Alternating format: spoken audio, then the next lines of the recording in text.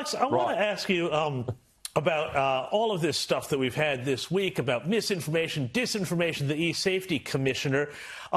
There's been, frankly, a lot of mixed messages coming out of the party leadership this past week between Peter Dutton and Susan Ley.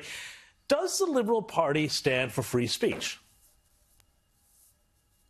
Yeah, well, I mean, look, it's baked into the Constitution, it's baked into the We Believe statement, so of course it does. And I think what this has shown is how difficult this topic is. I mean, we all struggle with this. None of us want to see violent images or, distressing images online. But by the same token, it's my personal view that we have to be very careful not to throw the baby out with the bathwater here. I mean, if you look back at what we're talking about this uncomfortable incident in the church a couple of weeks ago. Not actually, as graphic as some of the things which are presently still online, by the way, and of course important for highlighting a political point. I mean, if we'd gone back through the ages and had this power given in the last few decades, we would never have seen the murder of John F. Kennedy. We would never have seen the burning monk in Vietnam, all of which have significant power in terms of conveying a political message. So I'm very uncomfortable with bureaucrats having powers to censor.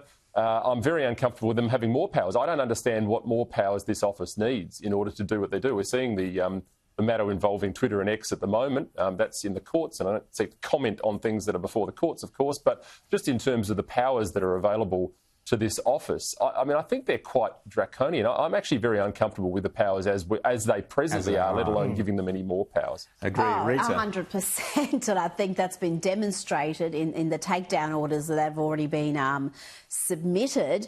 This entire office was initially the Children's E-Safety Commissioner, and that seems to have disappeared. This was supposed to deal with child exploitation, having child porn online, all these issues that are becoming bigger because of everyone being online and having access to the digital world. But it seems to have veered off that fairly dramatically into a political office.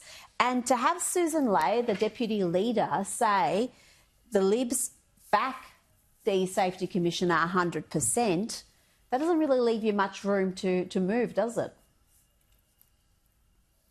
Well, I mean, I can only speak for myself in relation to this, and what you've highlighted does show the very real bracket creep of bureaucratic power. We see it all the time. I mean, I'll give you another example. The Department of Home Affairs after Christchurch were given the power to refer matters between social media companies or posts that were put up by Australians back to social media companies for the very, perhaps real purpose of having graphic shooting material taken down. OK, we get it.